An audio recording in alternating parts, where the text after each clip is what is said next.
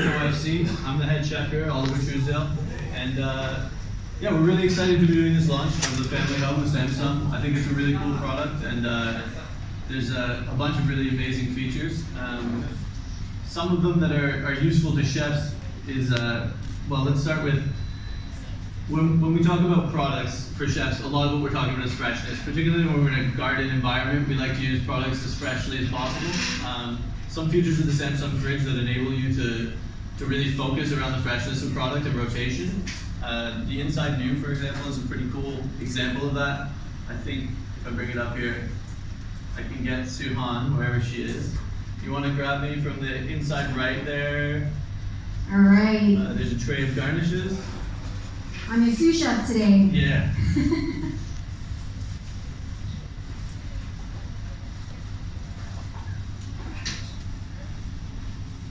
Careful, careful. I got it.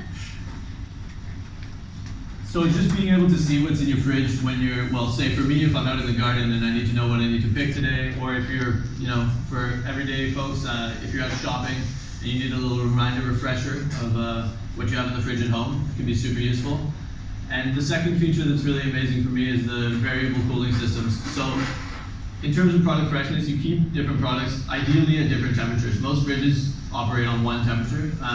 Here we have like the drawer at the bottom right set to fish, if you want to grab me the hamachi from there. I have to say, this is one of your favorite features of the refrigerator as a chef, right? Totally. You get to control all the temperatures. I think it's, yeah, for me it's like, that's the ideal feature. If I could have that in every restaurant fridge, it'd be a pretty prime thing as well.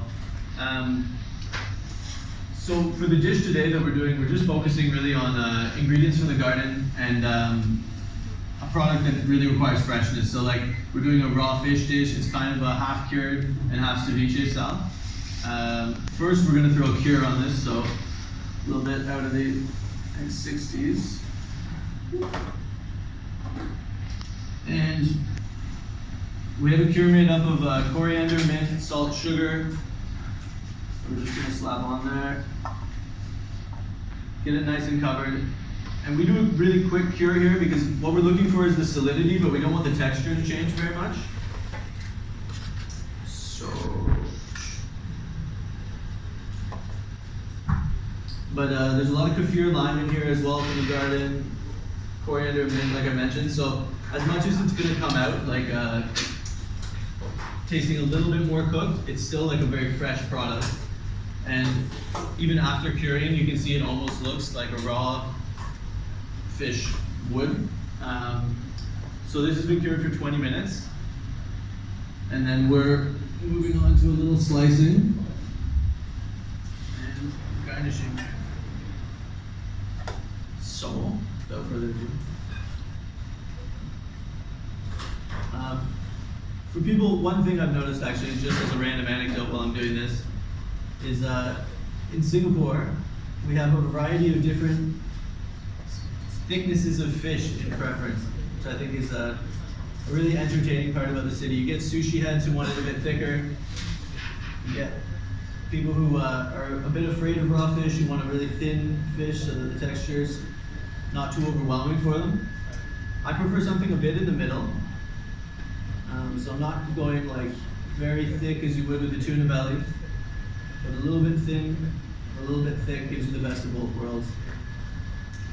And then we're going to start plating this.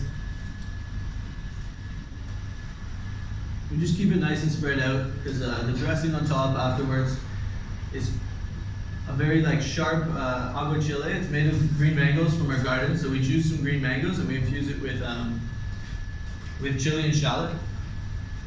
And we get a bit liberal with this because this is actually what's going to do the most of curing the fish, as it were. And it brings a lot of sharpness to the dish as well. The only other dressing we have on there is a little oil, adds a little bit of fat, and it's infused with basil, so a lot of freshness there as well. And beyond that, we're going to go with, again from the garden, we have some papaya, green papaya. So we pick it early and pickle it, just a little bit per slice.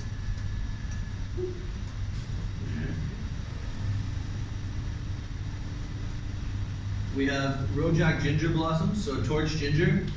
If you pick apart the flowers, most of you might be familiar with the flowers of Rojak ginger, these like big pink flowers. And if you pick them apart and you get the stamens out of them, you can pickle those. And they have this really beautiful sour sweetness to them that I really personally enjoy. And they still have a bit of the ginger flavor and a lot of florality as well. So it can bring another dimension to the dish there. Right, we also have a little bit of orange segment here, bring a bit more of the citrus.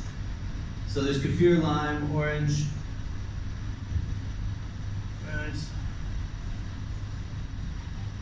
And then herbal notes at the end. So a lot of our garden, what we actually are able to produce for the restaurant is herb garnishes, and like, so we have red leaf hibiscus, we have a lot of mint, we have a lot of Thai basil, and I'm just gonna toss a little bit of mint on here for freshness again, and a bit of mustard greens for a bit more punch. And then one last thing is, who doesn't like eating food that's beautiful?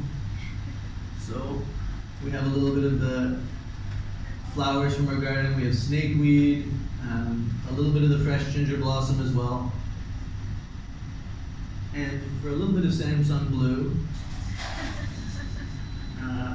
the blue pea flowers, which are obviously a huge tradition around here, and fresh ginger blossoms.